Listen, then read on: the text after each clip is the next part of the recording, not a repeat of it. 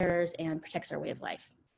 So as a membership organization, our policy goals reflect what we're hearing from our members. We've been circulating a survey around. I think Jonathan's going to dump that in the chat box. Love to hear from you on what your priorities are and what you want to hear from us in these community conversations. And I'd share a few of our policy goals based on what we are hearing from you and what we have been hearing over the years. First, we want the community to have more local control around development. We want to ensure that there are processes in place for community members to weigh in on future development at both the city and the county. We want to incentivize residential development in our urban centers and invest in our downtown. And then we also need to disincentivize residential development in harm's way, in our floodplains, in the riparian corridor, and in our wildland urban interface. So like I said, we'd love to hear from you on what other priorities you think we should be considering. So far, based on our survey results, overwhelmingly we're hearing from our community that the Yellowstone River is a really important priority.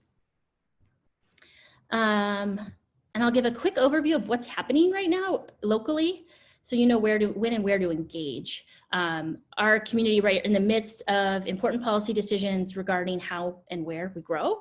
Last week, Livingston released the first draft of our new growth policy.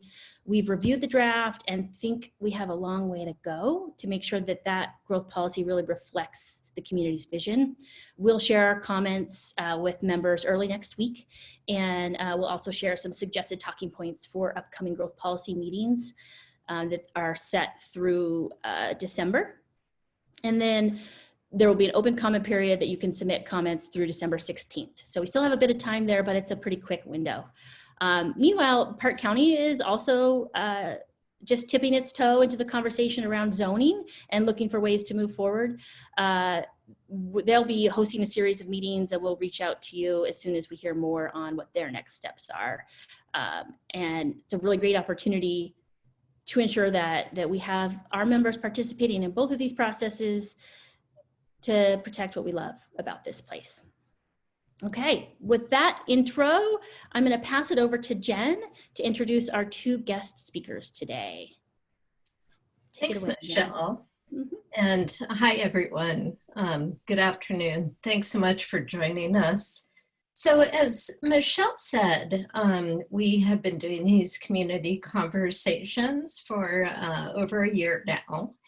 And we have tried to basically kind of have these open forums to talk about different kinds of planning tools. And that's kind of what we call planning strategies. They're often referred to as tools.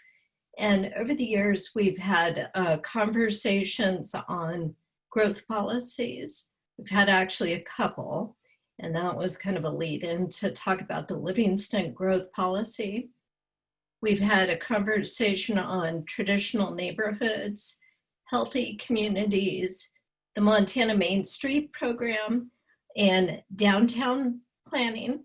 So a lot of our initial conversations were focused on city planning. And now we're kind of going out into the community with kind of more broad tools that are typically used on a county kind of planning basis. So examples of other planning tools that like a county could use and a city could certainly use as well are planned unit developments, clustered developments. Those are kind of strategies you would see in a subdivision regulation. Design standards, another subdivision regulation standard. Something in Montana we call neighborhood planning. That's kind of focusing on a certain area, a neighborhood, of course. Comprehensive plans in Montana, we call comprehensive plan a growth policy. Transfer of development rights, another kind of regulatory land use tool. Zoning, of course, so zoning is one tool. And then conservation easements. So there's a variety of tools, some regulatory, some voluntary. And so we thought we'd start today with conservation easements. And we've asked Peter Brown and Jessie Wiese to kind of help lead us through an understanding of what conservation easements are all about. So Peter is the stewardship director with GVLT.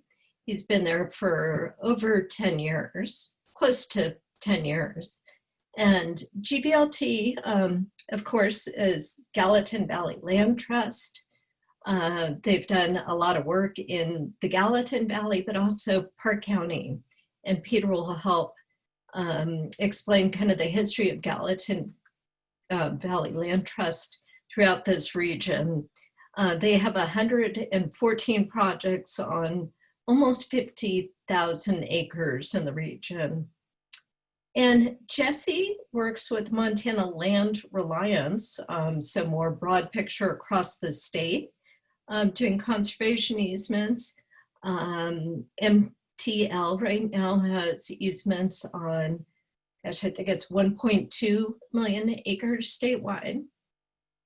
So Jessie, she's got a background in environmental biology.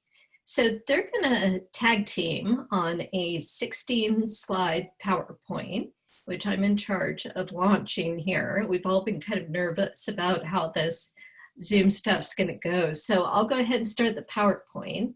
And what we thought we'd have people do is go ahead and it looks like everyone is muted, so stay muted.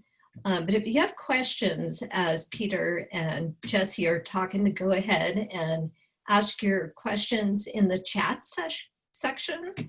And so Peter and Jessie are going to talk like 20-30 minutes.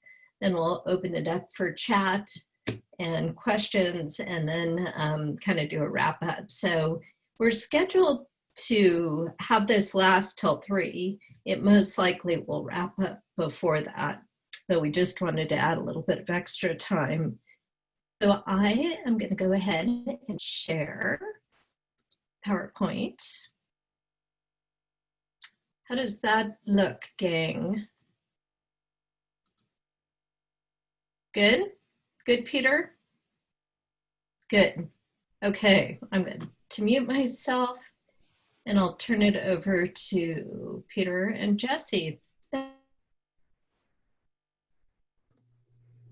Great. Well, thank you everybody for being on the call. As Jen mentioned, I work for the Montana Land Reliance. My name is Jessie, and I'll start the PowerPoint here, and then Peter will jump back and forth a little bit. So, well, hopefully this will move smoothly. So I will just start by giving a little bit of background about the Montana Land Reliance. So we can hop to the next slide.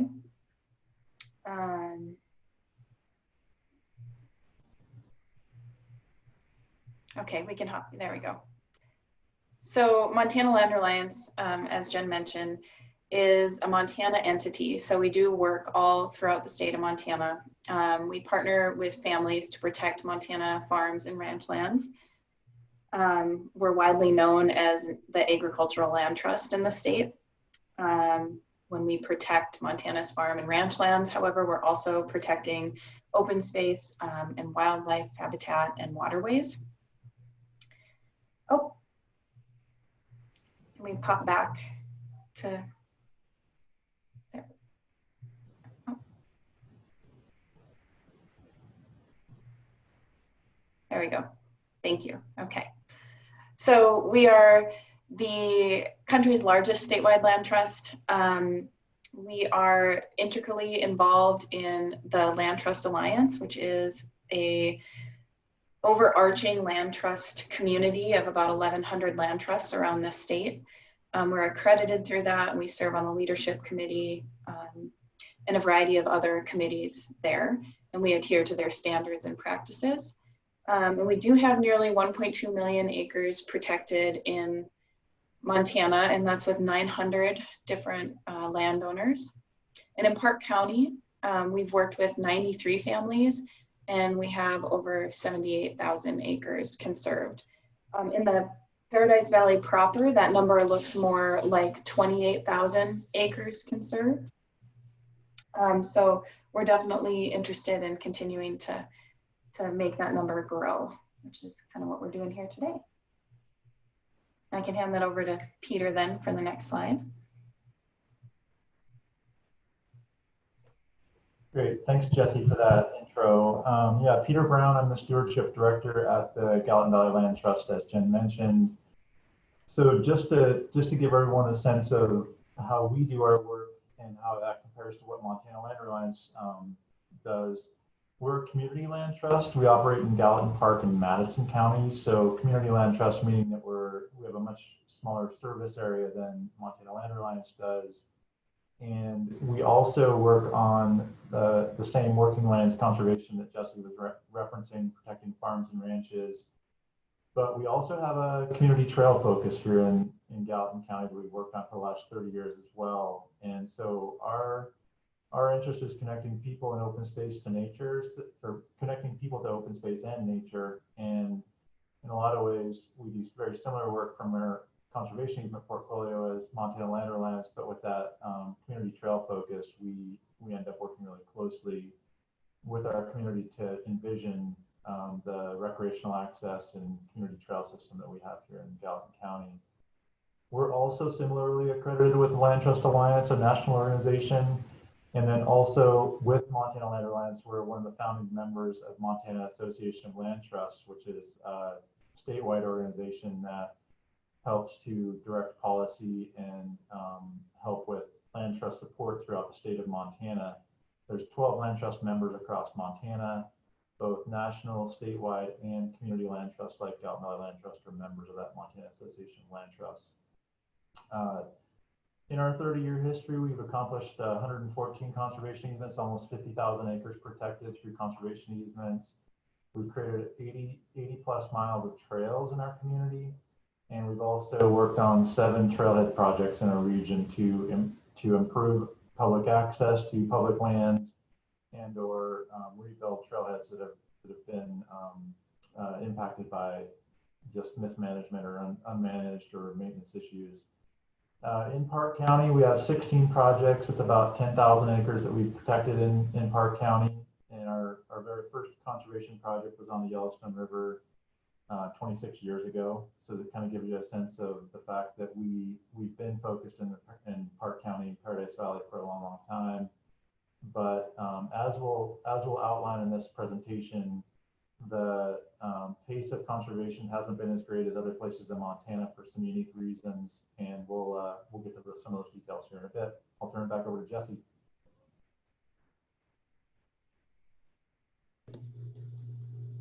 Thank you. So I thought the easiest way to start the conversation today was to talk a little bit about what is a land trust, and then get a little bit more in detail about conservation easements. So a land trust is a nonprofit organization we're focused on private land conservation. That's an important piece to understand. These are all voluntary conservation agreements, and they're very much a one-on-one conversation with a landowner and a land trust. We do follow those national standards and practices that are outlined by that Land Trust Alliance. We are community-based, so GVLT is a community-based land trust that's very specific to the Gallatin, Park, and Madison counties. MLR has Montana as its community and has regional staff positioned throughout the state in communities where there's important conservation values.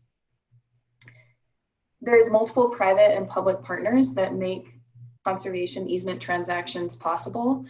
Peter will talk a little bit more about this further down in the funding mechanisms for conservation easements.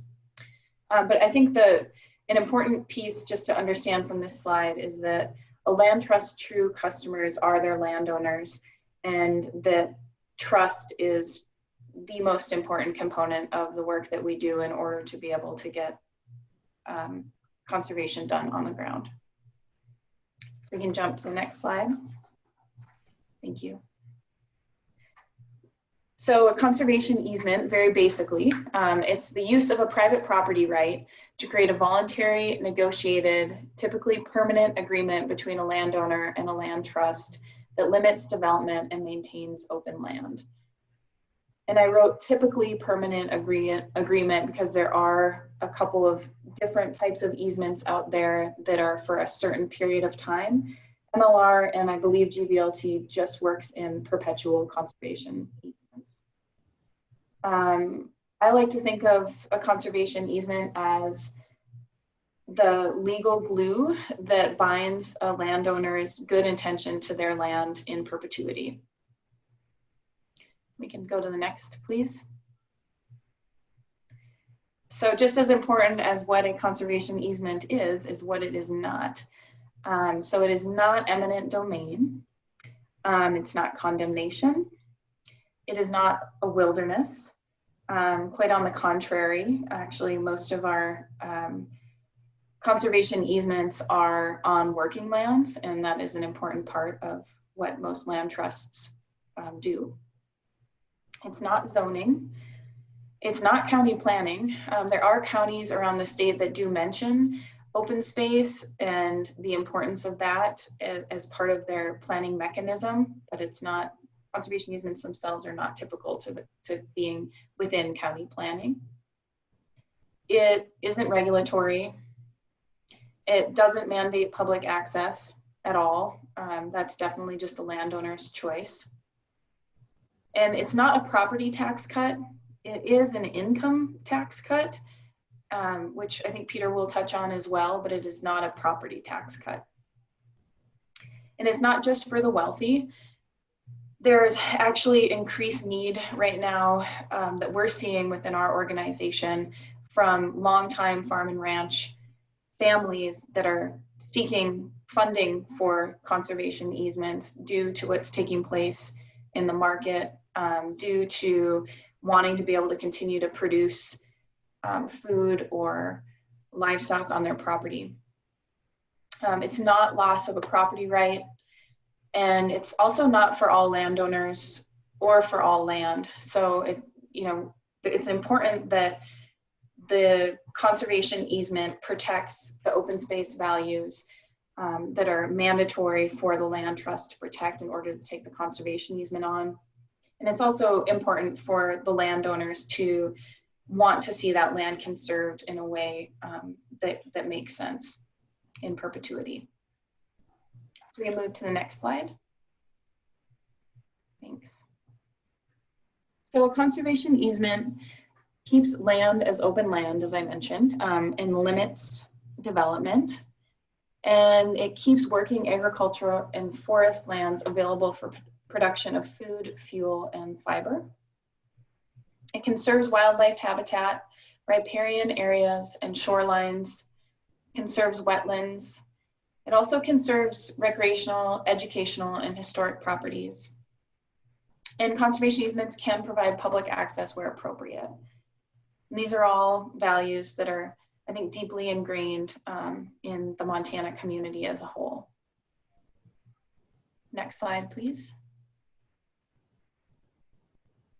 So typical conservation easement terms, typically we'll see a limit of subdivision and development on the property.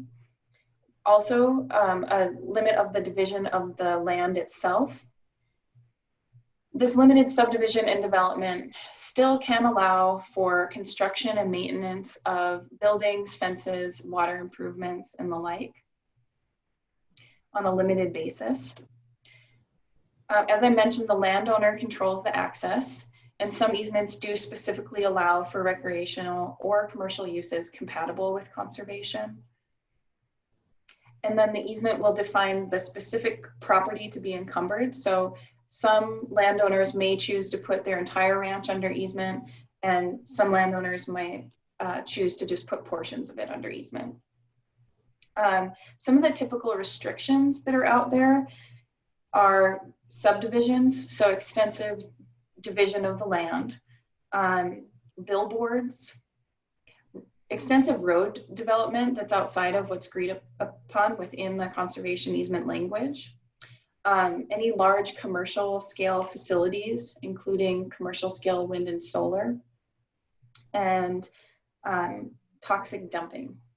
So those types of restrictions are mandatory and have to be restricted in order for the conservation easement to be put into place. We can go to the next slide.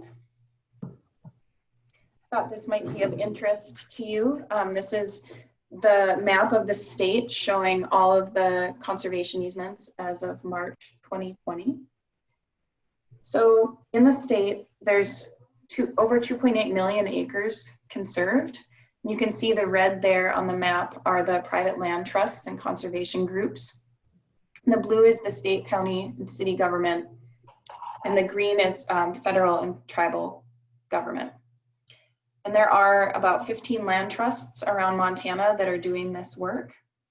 And of the 2.8 million acres conserved, MLR holds approximately nearly 1.2 million acres of that. And I'll also mention on this map, and then as we move into the next slide, that the idea of conservation neighborhoods is really important, both to statewide and regional land trusts. Maybe we'll just flip to the next slide, please. Thank you. So one of the ways that the idea of this conservation neighborhood plays out, for example, with MLR, over 80% of our easements that we complete in any given year are within 3 miles of an existing conservation easement. So this kind of prevents that postage stamp type conservation effort out there and really starts to link together important tracts of land, wildlife corridors, waterways, those kinds of things. And that really requires good experiences with the initial landowners that we're working with in the valley, and then trust-based relationships moving forward with additional landowners. So in the Madison Valley, MLR and other land trusts have really had great success conserving this area. We started in MLR was formed in 1978, but we started really extensively doing work in the 80s in the Madison Valley, and we saw some landowners really take a leap with us and decide to work with what then was a very small organization, just getting their feet off the ground. And since then in the Madison Valley, actually the number that I have on there is Madison County. So Madison County, we've conserved 141,000 acres, over 117 easements. And in Madison Valley proper, we've conserved 119,961 acres on 77 easements. So it's a pretty huge success story.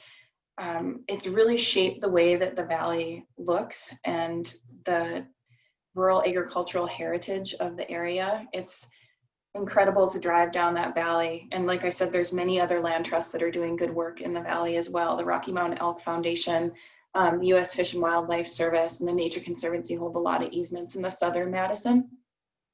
But really driving down that valley, the impact of the permanent voluntary agreements that these landowners have chosen to do, it's very evident and very inspiring. I did list a couple other of our success stories. We have many valleys across the state where we've had really good luck developing a trusting relationship with many landowners. The Boulder River Valley, which is nearby to where y'all are, is a great example as well. We do have 20 easements there, almost 12,000 acres. In the West Boulder, we also have 12 easements on over 10,000 acres. So a lot of conservation, just around the corner. The Musselshell Valley, I thought, was also an interesting example, 145,000 acres on 28 easements. So with that, I can turn it back over to Peter to talk a little bit more about GVLT and some of their success stories. Thank you. Yeah, Jessie, thanks for that introduction to conservation easements in general. I think the real story to be told here is that we wouldn't be able to get any of this work done without our private land partners, our farmers and ranchers that have decided to think about the legacy of their ranch and their ranch family and the multi-generation commitment that they've had to that landscape, and then really start to think about how they can partner with an organization to help them protect that in perpetuity oftentimes. And so these success stories really are, as Jessie noted, in the prominent mountain valleys that we have here in Montana. And as you all know, the valleys are where a majority of our private lands are located here in the mountainous regions of Montana. The upper mountains are oftentimes public lands, which have a layer of protection on them based on their public ownership and the processes that would go forward to change the land use on those lands, those public lands. So we do focus on all private lands, as was noted in several of those maps that you saw. So a couple of the GVLT, Gallatin Valley Land Trust success stories I wanted to talk about real quickly help to define the community values that we have helped to protect in some of these locations. Community values meaning values that local community has for that landscape and how they self-identify and generally the strongest natural resource components of that place. Many of you in Park County know that when you drive over Bozeman Pass to the Gallatin Valley, you go over a high mountain or a relatively high mountain pass and then drop into the Gallatin Valley where you start to encounter lots of subdivisions and fragmentation. Unfortunately, that is also one of our highest quality connectivity corridors for wildlife, wide-ranging wildlife that travel from the Gallatin Range to the south around the greater Yellowstone ecosystem across I-90 and then entering into mountain ranges like the Bridgers, Bangtails, Crazies, then on northward. I think some of the more iconic species that would be noted in that would use those wildlife connectivity corridors would be elk and moose, grizzly bear, wolverine, lynx, things like that. And so there's lots of data out there that shows that that's a high value wildlife connectivity corridor. GVLT, our very first conservation easement, was actually right in the middle of that wildlife connectivity corridor with a quirky old lady that owned a property, and she just knew that she wanted to protect it for wildlife purposes, and she came to us back in 1991, and that ended up being our first conservation easement right in the middle of this map on the left. And Gertrude Baker started a interesting process where over the next 30 years we've stayed focused on this corridor and actually protected a majority of the large parcel properties within that corridor. Unfortunately, all those black lines are subdivision lines, so lines of subdivision meaning that there's parcelization, fragmentation of a lot of that landscape. But at a bare minimum, we have protected 10 properties in this area for 4,500 acres of the private lands that span between the Gallatin Range there and the Bridger Range to the north. Important work, certainly, and I think there's also, like Jessie noted, there's a long-term commitment that the land trust then has to that land and to the landowners and the good stewardship of those lands moving forward, meaning that we have a commitment to work with those landowners to keep those conservation values in good condition and potentially enhance them so that they provide more conservation benefit and impact as time goes forward. On the right side of the map there is our Amsterdam Churchill area, which is basically the west side of the Gallatin River, just west of Four Corners and just south of Belgrade. And that's an area that has a huge contiguous district of really high prime soil as designated by the Natural Resource Conservation Service. So prime soils for agricultural purposes, prime farmland. And in that area, we didn't have any projects for a long time. It took us a long time to develop trust with our Dutch farming community. And over time, we eventually established our very first conservation easement in this area in 2007 and went to work just getting to know neighbors and starting to understand how to work closely with this multi-generation farming community that had a commitment to protecting their legacy, but also keeping these lands in production. Since then, we've completed 23 projects. So in the last 13 years, 23 projects that have protected 7,500 acres of prime farmland and most of that farmland is growing a variety of crops that you guys will probably notice that come out of the Gallatin Valley: seed potatoes and alfalfa, malting barley, wheat. We've got a number of folks that have implemented cover crops to try to enhance their soil quality. So it's been really exciting to get to know this neighborhood and get to know how they have protected their investment in this agricultural community for all these generations. And now Gallatin Valley Land Trust gets to be a partner with them in protecting that legacy, that heritage, but also, and as we'll talk about in a bit, providing some financial stability in a transition time from an estate planning standpoint as well. Next slide.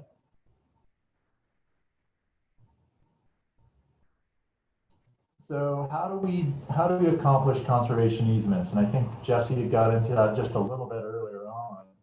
And there's basically two different categories of easements here in Montana. There's donated conservation easements, and there's what we call bargain sale conservation easements, which are partially funded and partially donated. And so one of the things that has really helped the land trust community do our work is that many years ago, baked into the IRS tax code, there was a clause 170H which tied the donation of property rights to the federal income tax code, which basically means that when a landowner takes one of their rights, let's say it's their development rights or their rights to subdivide or their rights to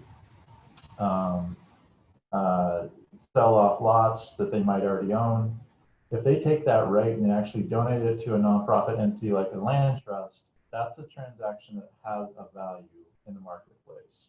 Because what they're essentially doing is they're taking one of their private property rights, using it for a particular purpose, and when they do that, that real estate transaction has a specific value which we can appraise with a certified ARA, American Rural Lands Association appraiser. When that appraiser appraises that donated intent, basically that donative intent of donating that right to a land trust, that establishes how much value that landowner has given up in that transaction. When they do that, that total dollar amount is essentially the tax incentive that then that landowner can access over a 16-year period of time carry forward until it's completely used up. So if you think about that, if a landowner has a federal tax liability and they have to pay taxes on their agricultural income every year, if they pay less tax each year, that helps them save money, reinvest that back into the farm or ranch, and or potentially put that into a retirement account because they're not paying that tax out each year and able to plan for that. One of the other things that the donated conservation easement does is it diminishes the appraised value of the estate. So the estate meaning the lands that are held within that family that are going to transition to the next generation at some point. Early on, back when a lot of land trusts started doing our work, the estate tax came into play as soon as your estate was worth at least $350,000. So that's the threshold with which you had to start paying death tax, which is 40% of the value of the property. And so it was really important for farmers and ranchers to try to figure out how to devalue their property as much as possible so that their kids didn't have to pay this 40% tax as they were going through their estate planning process. Today, that estate tax threshold is $5.3 million per individual, or about $10 million for a married couple. So it's a much different environment now, and we've changed that policy over years around estate taxes to help families retain the value that they grow over their lifetime. So that kind of helps you understand how donated conservation easements work. And like we said, this is a very much a financial decision for a farmer or rancher and their family, but it also really helps them set themselves up for making sure that they can continue to own that farm or ranch in the future. As Jessie mentioned, our work has changed significantly over the years. We've had to start thinking about funded conservation easements and how we actually go about trying to figure out how to accomplish projects with working farms and ranches that don't necessarily have the ability to access the federal tax code as an incentive for donating a conservation easement. And so what the land trust community did is we started to work on federal and state and local policy to start to create some funding programs that would be accessible for us to apply to on behalf of the landowners to secure the funding to purchase a conservation easement from them. So still the same appraisal process. That conservation easement is going to be somewhere around 30 or 40% of the fair market value of that property based on the appraisal. But then we have the ability to go to some of these programs that we've created and start to think about applying for money on behalf of that landowner to pay them for a portion of the conservation easement value. One of the first open space programs here in Montana, open space program meaning local source of funding that's created through the property tax revenue through the county, was actually created in Gallatin County. That was back in the year of 2000. Gallatin County and the commissioners floated an open space bond, and that bond created a $10 million fund, which was accessible to land trusts to apply on behalf of landowners to secure a payment to that landowner for that conservation easement. And so since that time, 4 other counties here in Montana have passed open space bonds. And oftentimes those open space bonds are located in our most populous counties, which have a much higher tax base, and so are able to fund this kind of work at that level and spread it across many parcel owners or many taxpayers in that county. So those are local dollars that are public dollars. Another source of funding that we've been able to access over the years are state programs, oftentimes sourced through Montana Fish, Wildlife, and Parks for wildlife habitat protections. And one of those programs is Habitat Montana. A few years ago, the Montana Sage Grouse program started up, and the Montana DNRC was able to establish a sage grouse habitat protection fund through Montana DNRC. And the third source of funds, it's a major source for us right now, are federal programs mostly through either the Natural Resource Conservation Service or the Fish and Wildlife Service. And many of you have probably also heard about the Land and Water Conservation Fund as well, which is another federal funding source, which has just recently got a lot of support across the aisle from both Republicans and Democrats to fully fund LWCF to help land trusts and agencies do this kind of land conservation work here in Montana as well as across the United States. One of the things that I'll note is that it's really important as a nonprofit entity to try to figure out how to create as much leverage as possible in our projects. And that's where it's really important for us to have multiple funding sources which can leverage one another, local to state, state to federal, and then also all of these to the donative intent of that landowner who is donating a portion of that value as well.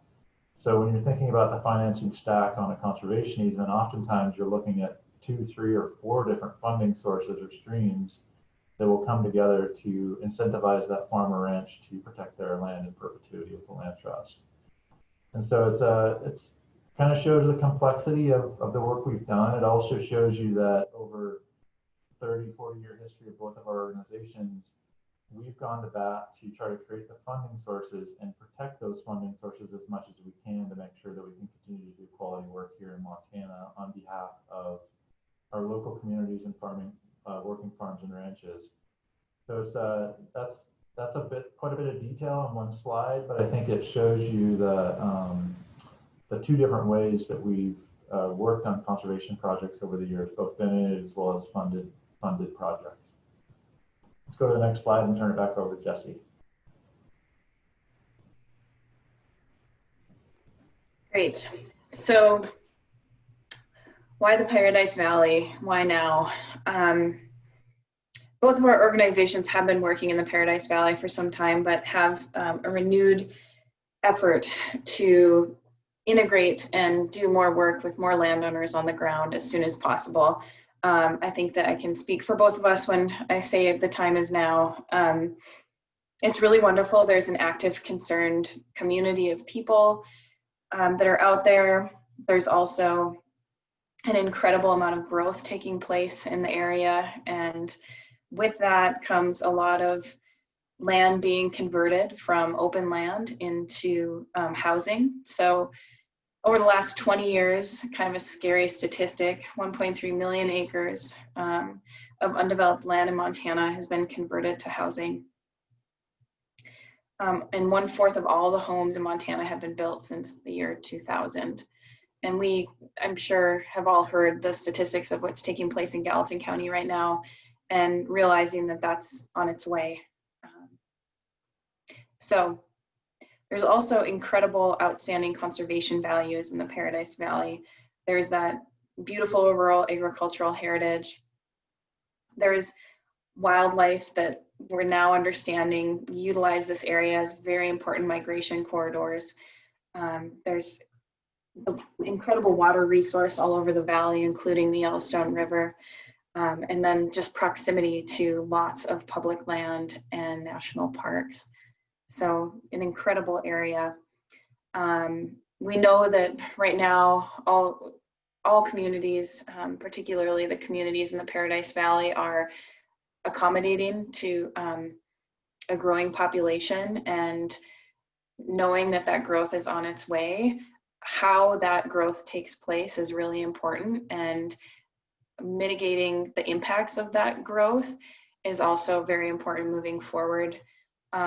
Growth has impact on many local services, including fire, water, and sewer. Stormwater runoff can become a big issue if development's not done properly. Roads, so just road infrastructure, wildfire response. There's all sorts of ways that the way that the Paradise Valley develops will impact these local services. So we feel that the time truly is now to be working in the community. Maybe the time was 20 years ago as well, but we're here now, and we're working to certainly try to have more boots on the ground, both for our organizations. And I'd also, you know, with this slide and in the chat and afterward, I'd like to hear from you on why you think it's important for us to be working in the Valley as well. And I think with that, I will turn it back over to Peter again. Yeah.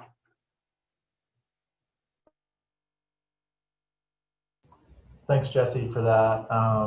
And so, yeah, just to kind of recap on these next two slides, I think you know, land trusts protect community values that define Montana, and I think we can all agree that what you've seen on these slides essentially defines who we are and how we feel like we interact with our landscape here in Montana: the open space, the wildlife, the agricultural heritage, the community engagement in utilizing our natural resources either for recreational purposes or economic purposes. So we have land trusts are really, we love to work in the space that we are, and we also know that we're all well suited to represent those values that are most important to Montana. We do work closely with private landowners to protect their legacy of stewardship and the heritage of working farms and ranches. That also means that there are very, very much private relationships between a land trust and a private landowner, especially in the development of the project. And so oftentimes the public doesn't necessarily hear about a project until we've actually completed it.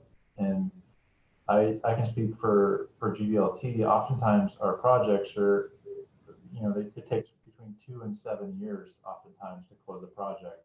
And the family is going through a significant amount of estate planning and financial planning, and the land trust is going to bat for them on applications to public funding sources, as well as helping them with legal issues. So there's lots of due diligence that we end up doing and working extremely closely with these families to protect their legacy. And we celebrate that once we're done, but oftentimes it can be threatened in the process, especially as we're building that trusting relationship with those landowners, if it gets out too broadly within the local community as we're developing those projects. The land trusts then do essentially then connect our community to these shared open spaces and provide recreational access when possible. I think those are strong Montana values. And also, like we mentioned, a lot of these mountain valleys are where our private lands are at in the mountainous west. And so our private ranch lands provide that foreground for the amazing public lands in the distance, especially in the Paradise Valley. We have over 1 million people a year that travel through the Paradise Valley to access Yellowstone National Park and the international wonder that it is. And how do we want the world to see our private lands look as they access the #1 first national park in the world, the doorstep to Yellowstone? And so those are some of the things that motivates us right now, is to make sure that we can make sure that connected landscape is in good condition and provides that experience as a portal to this national park. The other thing about our work as well is that Montana Farms and Ranches provide a lot of food locally as well as nationally and internationally, a robust economy around agriculture. And as you all know, there's a lot of jobs that are provided, oftentimes seasonal or sporadic, but there's a lot of jobs that come from farms and ranches here in Montana.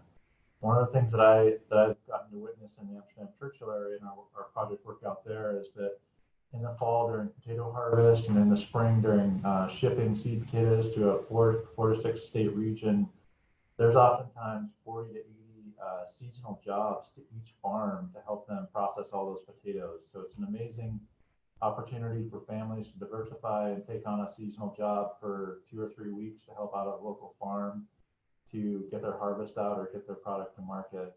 And that's been a reliable source of funding for some of these local families, whether it's a person that's just looking for part-time work or seasonal work, or it's someone that's able to pull together a number of jobs throughout the year to support themselves. Let's go to the next slide real quick.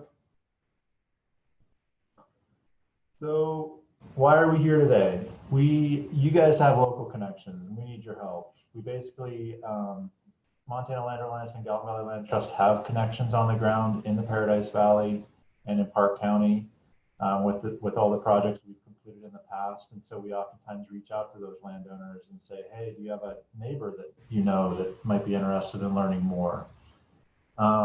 We also know that we do our best work when we're interacting one-on-one with families, but we need an introduction first. So we need to be able to get to the point where we can start a relationship with a farming or ranching family and start to ask them what we can do to provide them the support they need to make a good legacy decision around estate planning or financial planning. And timing is critical. Oftentimes, like I said, it might take 2 to 7 years to complete a project. And so oftentimes we're answering questions on every 2 or 3, 4 months, and then the family has a lot of work to do internally to make a good decision for themselves financially or from an estate planning standpoint. Also, they may need to think about ownership structures or seeking an attorney to help them think through a lot of the decisions that they have to make. So we're oftentimes we become a resource to help those families start to really solidify how to own and manage and retain that as much of that ranch as possible as they're planning for their estate. So we ask both Jessie and I that you guys get back in touch with us. Our contact information is up above as well as in the provided materials to give us some insight. Help us get in touch with folks that you think might be interested so that we can continue to provide them information to make good decisions about their farm and ranch future and their future, their family, and their interaction with that land. Jessie, you have any final comments before we start taking questions? No, thank you. All right. Well, thank you so much, Jessie and Peter. That was very informative. I'm going to say welcome to Mario, who's joining us for a minute here. Yeah, I just want to say that you know, at Park County Environmental Council, we're thrilled that Montana Land Reliance and Gallatin Valley Land Trust are looking at Paradise Valley and looking how they can help our community.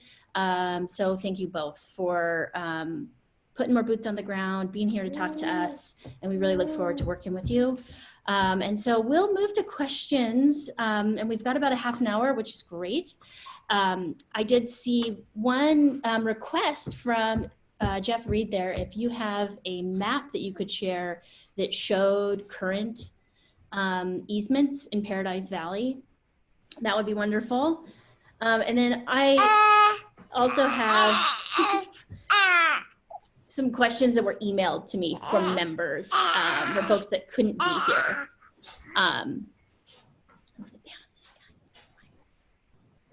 So you want to, how about while we'll work on the getting that map up, and I'll start with kind of the one question that was emailed to me first, and I've got a couple others if we have time. It was just there's concern about how conservation easements might end up kind of benefiting just ultra wealthy residents, and can drive up housing costs. A member sent me an article about how that's impacting Jackson Hole. And there's a new book, which perhaps you've seen, called Billionaire Wilderness. So what are the mechanisms, and how do we balance and make sure that conservation easements are benefiting everyone? Good question. I guess real quick, I'll take this and then let Jessie chime in as well. You know, conservation easements have, especially since they were originally attached to just the tax code, the federal tax code, there was a certain subset of individuals that could take advantage of those tax incentives. Land Trust here in Montana developed the funded easement programs because we wanted to try to get to the point where we could start purchasing easements from landowners that couldn't necessarily access the tax benefits. And that defines both of our organizations' work over the last, probably I'd say 10 years or more, since we developed those robust funding sources. And so that has opened up the opportunity to use conservation easements more broadly across the landscape, especially with farmers and ranchers that do need a cash payment from those conservation easements. I think the other thing as well is that conservation easements are just one of the land use planning tools that are out there that counties and states have access to. Here in Montana, we are fortunate enough to have the Montana Open Space Act, which gives counties the ability to consider conservation easements one of their planning tools. But conservation easements are a very slow way to work through a land use change or planning process at a county scale. As you can see, over 30 years or so, Gallatin Valley Land Trust and Montana Land Reliance and some of the other land trusts that have worked in the Paradise Valley and Park County in general have only accomplished, maybe 90,000, 100,000 acres of conservation easements across the entire county. Whereas a county planning process in which the county is really wrestling with the other tools that Jen mentioned earlier in the conversation, those are more broad scale. They oftentimes have much larger districts or areas that they're going to impact. And so that's a much quicker way to get a land use plan in place for a county at that scale. And so oftentimes, I think the criticism of conservation easements is unfounded because we're doing as much as we can and hoping that the other planning tools actually develop at the same rate that we've developed the tool that we've used over the years here in Montana. Any other comments, Jessie? I would just agree that the funding mechanisms that our organizations have put into place are, or I shouldn't say that we have put into place, that we're able to utilize are incredibly important right now, and that we're seeing a really high demand for those programs. And if there was more funding available through any of the programs that existed, we would be getting more conservation done. So it's not necessarily just that it's the wealthy landowners that are interested. It can be a little less complex of a process for them to go through, or for us to go through, when it comes to trying to get those projects to the finish line with the purchase or the bargain sale purchased conservation easements. I can also pull up, I have a GIS program. If I can share my screen, I can pull up the maps that a couple people have requested as well, if that's useful. Yeah, I think that'd be great. And then we could potentially email that out to our members and share it later if you have something.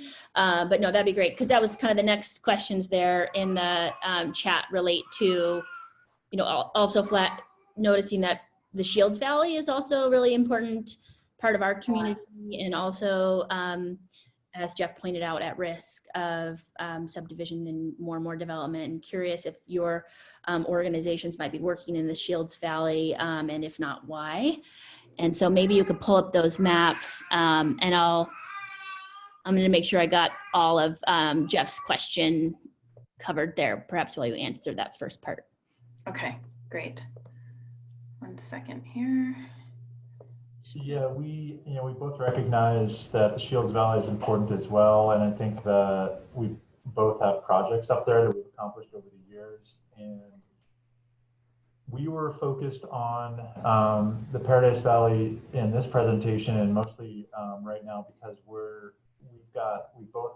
both of our organizations have made a commitment to, with the increased pressure on the Paradise Valley over the last few years with all the natural resource issues and conflict and things like that have come up, we'd like to increase the pace of conservation easements in that area if we can, to try to address some of the issues that have been brought up around a lot of the planning and pressure that's been put on the landscape in general. It doesn't mean that we're going to quit doing work everywhere else. We certainly go where the opportunity exists, but we know that there's a pointed need in the Paradise Valley right now, especially with what we've all seen with COVID migration and folks looking for an escape from the urban cores of our country and trying to find a place that they feel is safe or have a semblance of being safe. Okay, I'm going to share my screen.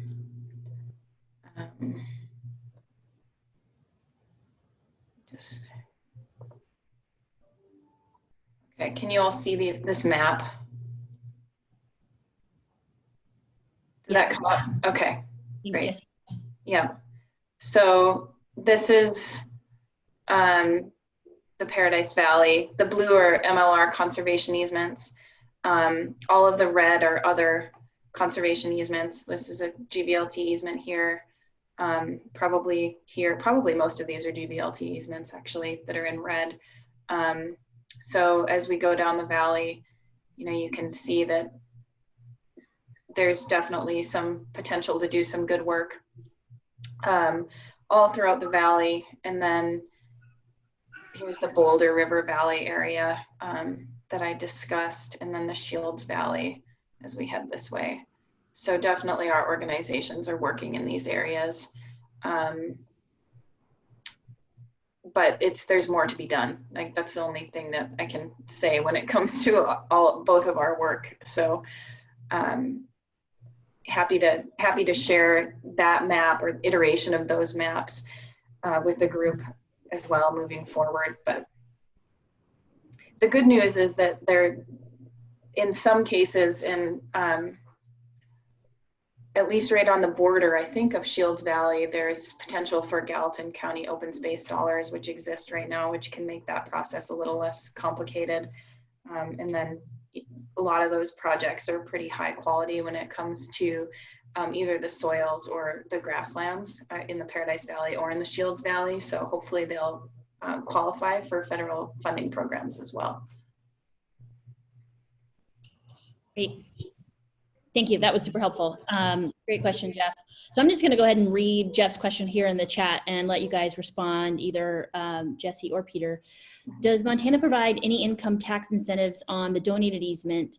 What are the rules county assessors use to devalue the property value of an eased property in order to determine the respective property tax? How transparent is that to potential buyers of eased property? So real quick, there's no Montana income tax incentives for conservation easements. That's only the federal income tax. Some states have implemented statewide conservation easement tax incentives for your statewide tax, but Montana has not at this point. So that is one area that we could pursue in the future if we feel like it's a safe ground to go down. The county assessor's office, in terms of property tax evaluation on a conservation easement property, I think basically what our conservation easements do is they keep that property in the agricultural tax code in terms of what it's going to be assessed at, and so it doesn't ever get assessed as if it's a development parcel like a 5 or 10 acre lot that's going to have a much higher property tax value because of the the development potential of it and also the infrastructure that's on it. And so basically a conservation easement ensures that farm or ranch that's been protected stays in that lowest property tax category.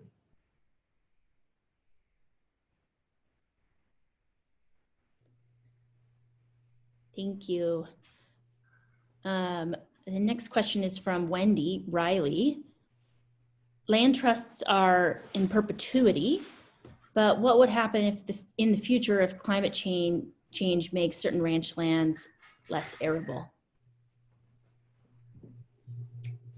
Does that make sense?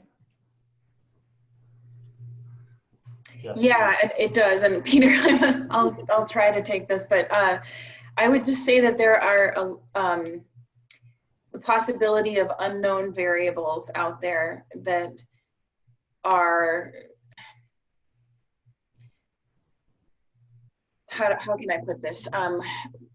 Without knowing what the climate change impacts will look like in Montana, right now, the important part for our conservation organizations to think about is following our mission of the open space protection, wildlife habitat protection, and waterway protection, as well as the working farm and ranch side of things. So I don't know if I've answered that very well, but there's not a clause in there.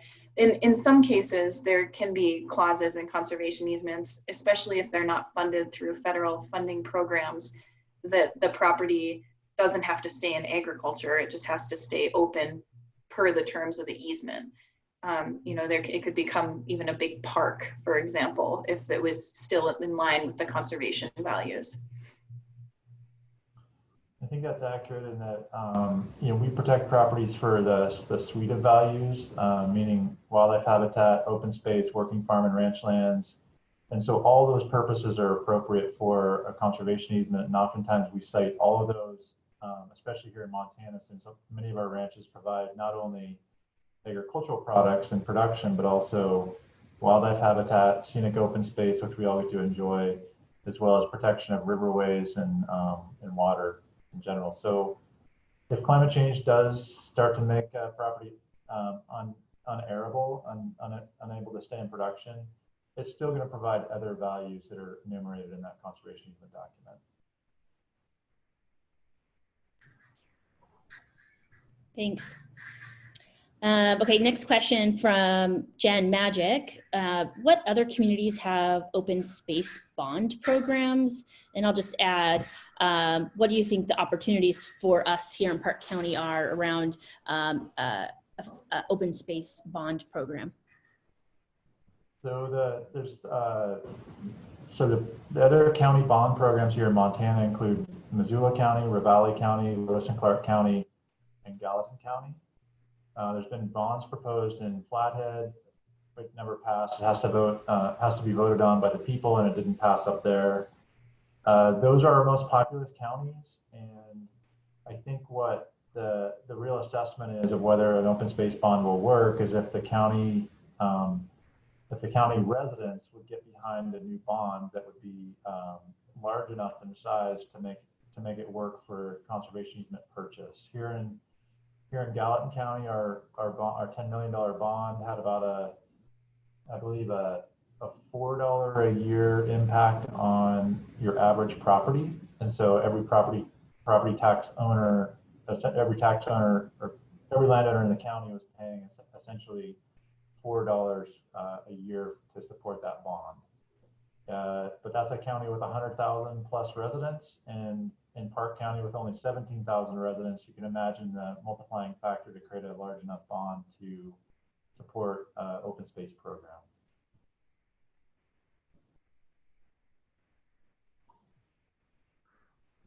Awesome.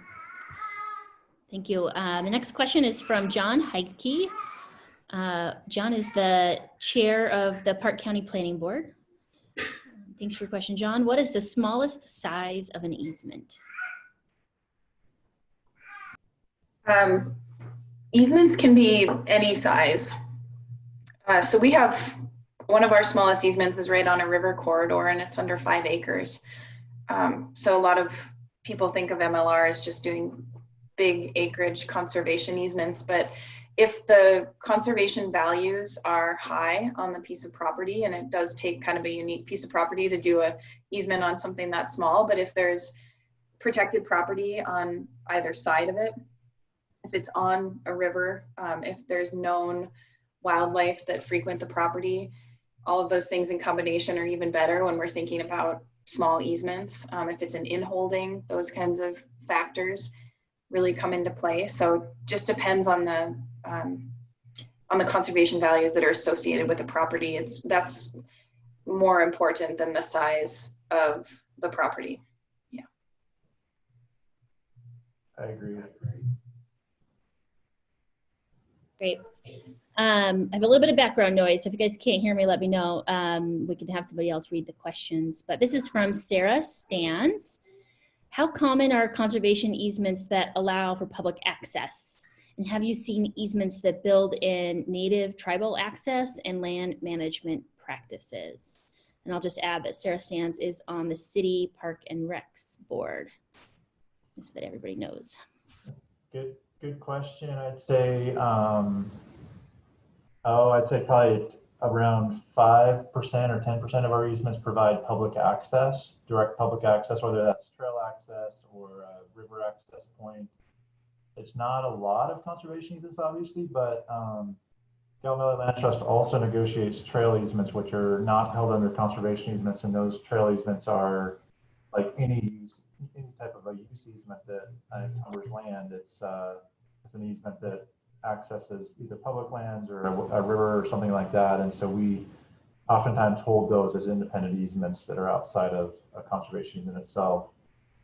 The native and tribal access to land, we've not dove into that issue at this point. I think one of the things that the state of Montana has pretty good boundaries for the traditional use areas for some of the tribal members. That would be a great area to go explore. I don't know if any land trusts have necessarily at this point, but it would be an interesting way to see if we could connect specific tribal access to traditional lands and landscapes for the uses that were there previously.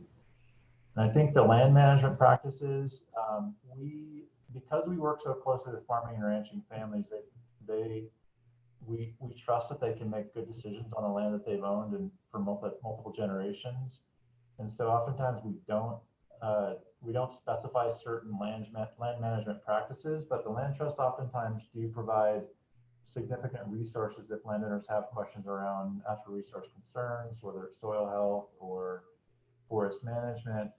And in some cases, especially with things like forest management, we require that the landowner have a forest management plan in place before they engage in a timber harvest on their property, just to make sure that there's the ability to balance all those conservation values which are protected on that property. Oftentimes that's going to be wildlife habitat, scenic values, and also forestry can be looked at as a commercial use of lands as well in certain situations. And so we want to make sure that the management around forestry continues to stay in that balanced use category, as opposed to just completely going to industrial and commercial forest management.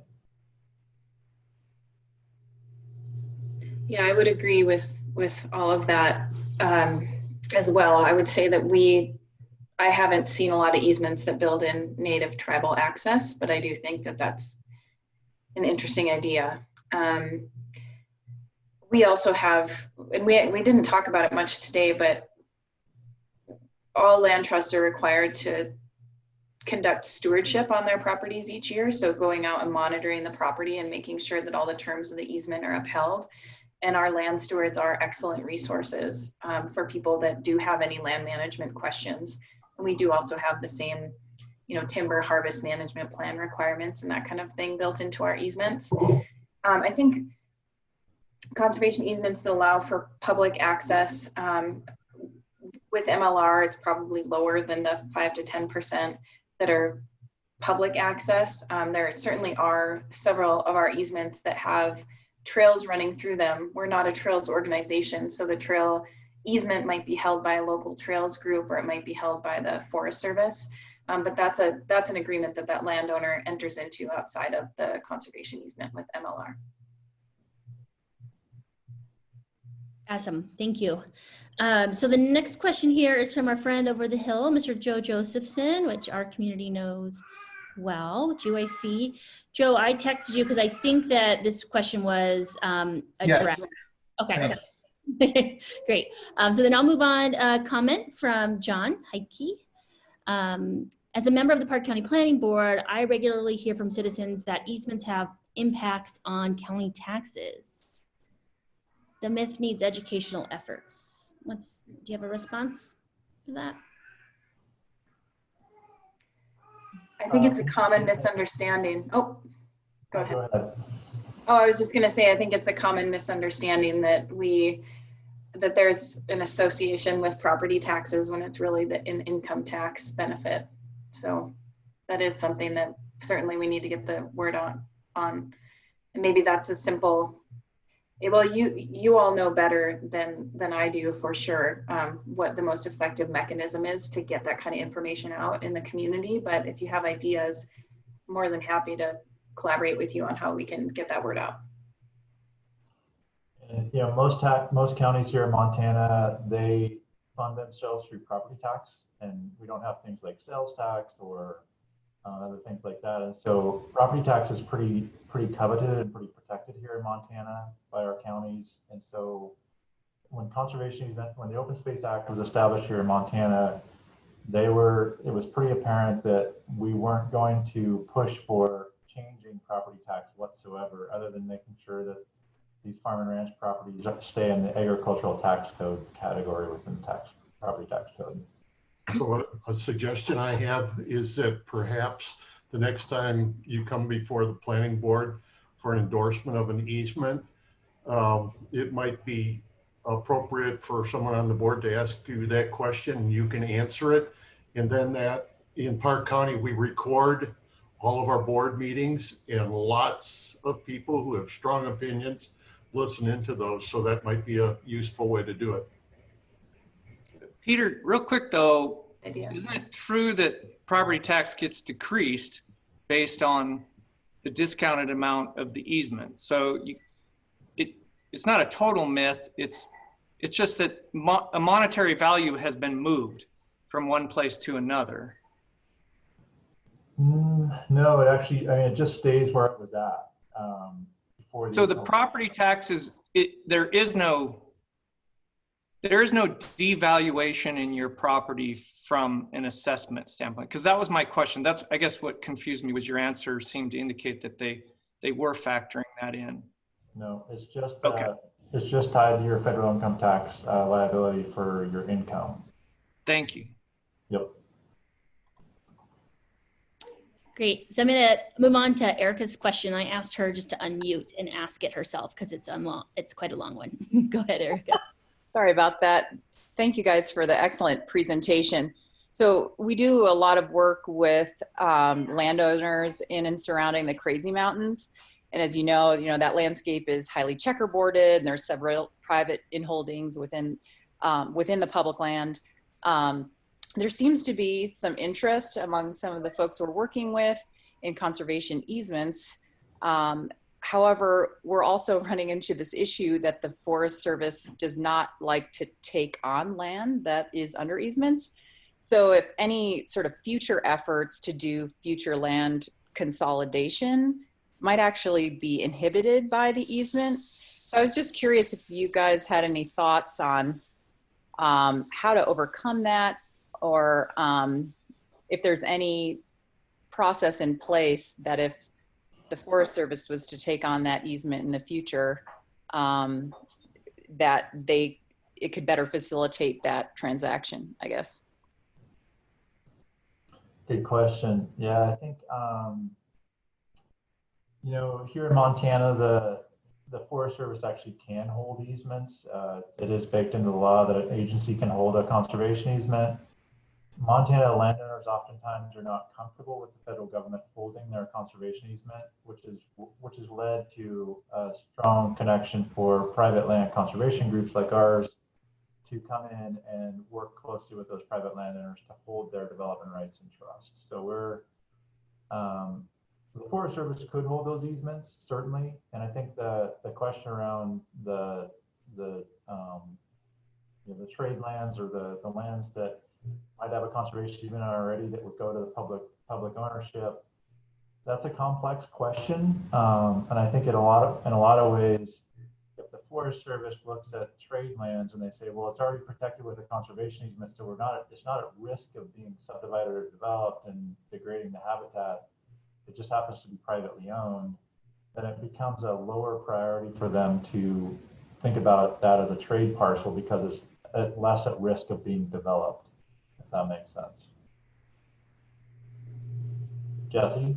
Yeah, I would agree with that, and it is an interesting conundrum, particularly when we're dealing with inholdings. We're working through some of this right now, and my thoughts on it are in areas like the Crazy Mountains or other areas of Montana where there's a lot of checkerboard, to actually have some conversations up front with the Forest Service moving forward. I think some of the issues that they have to do with indemnification clauses, and also, as Peter mentioned, that there's less of the potential of that land being, obviously subdivided and developed into the future. So, taking on a doubly conserved piece of property where then they're responsible for upholding the terms of the easement is just something that they're hesitant to do. But as Peter mentioned, you can do that in Montana, and maybe there's a way to facilitate some conversations with the Forest Service on the importance of the ability to be able to do that in some specific areas of Montana, and particularly in the Crazy Mountains, especially because some of the landowners that own that land are not going to be likely to want to sell that property to a federal entity, and would probably be a deal breaker. So if they can see that in the short term, a conservation easement can ensure that that land doesn't get subdivided and developed, maybe there's a play there and a conversation to be had with the Forest Service. It's a tricky situation though. Thank you, Jessie. That was really helpful.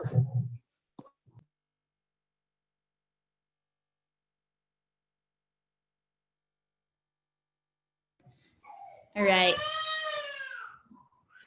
Mario's a little fussy in the background here. Next question. We've got 10 more minutes. This is a great conversation. So I think we're gonna be able to wrap right up at 3. I just have, I think we can get to maybe 1 or 2 more questions. Is it common, this is from Kelsey Dougherty, is it common for landowners to be interested in further habitat conservation efforts on their property beyond or included in the terms of a conservation easement? Are there incentives for habitat improvement activities? Great question, Kelsey.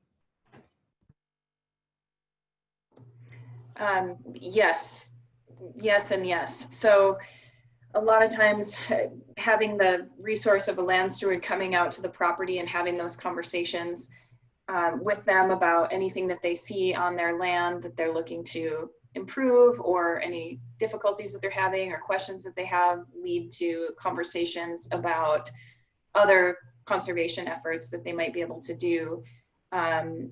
There are other incentives for habitat improvement activities.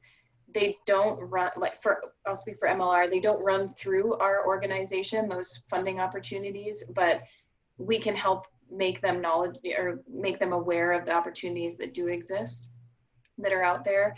A lot of them are associated with the Natural Resource Conservation Service and their programs that are run through the Farm Bill. And that's usually just working with a local NRCS office to get that done.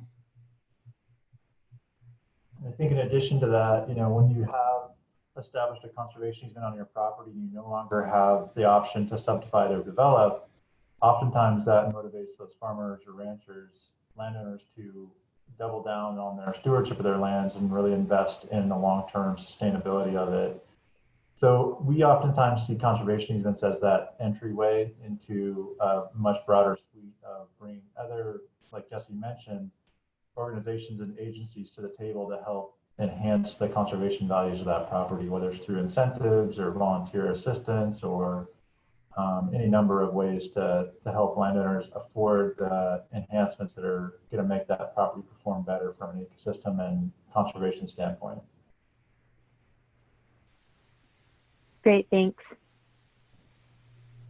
Okay, this is our last question, and then we'll just do a quick wrap up. This is from Joe. Can you speak to your experience, if any, working with subsurface mineral rights or split estates? And that's relevant to the work we've been doing on mining in Paradise Valley. Good. That's a good question. I think so. A distinction we didn't make because it's kind of detail oriented, but conservation easements are surface easements, meaning that we only encumber the surface rights.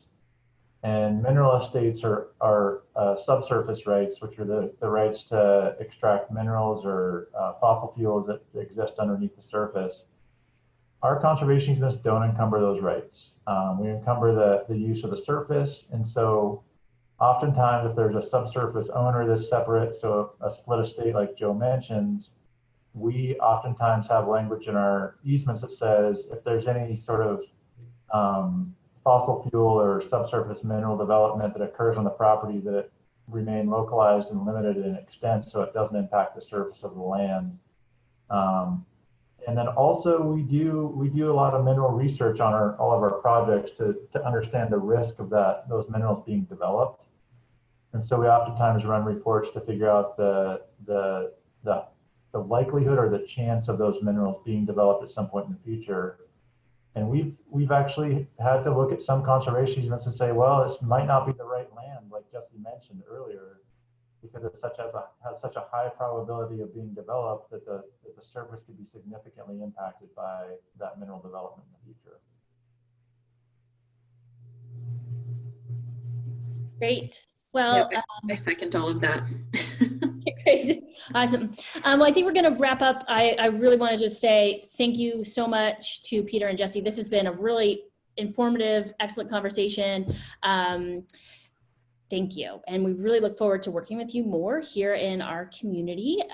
So I know there was one slide that had your contact information. I'm thinking, we're kind of still tinkering with Zoom, but I think one thing that we can do is actually send an email out to all the participants here today and share some contact information for folks, if that sounds like a good plan. And then I'll also share our Park County Environmental Council's survey if you want to take that, and any other relevant information that Jessie and Peter and and Jen think might be useful. I also want to just say stay tuned. We're going to be doing these once a month. And we'd love to hear from you if you have ideas for what we should be talking about. And then one other, stay tuned for our draft kind of initial comments on the Livingston growth policy, which is kind of the most urgent planning matter that we're dealing with right now as a community. And you'll be hearing more from us on that really soon. So with that, I just want to say thank you so much. Would love any feedback we have from community members on how we can do this better. Personally, I think we could have had folks ask their own questions off mute, and that would be one thing for the future that I've thought of. So thank you all, and have a wonderful rest of the day. Thank you. Thanks, Peter and Jessie. Thanks, everyone. Thank you. Thank you. Thanks for the great questions.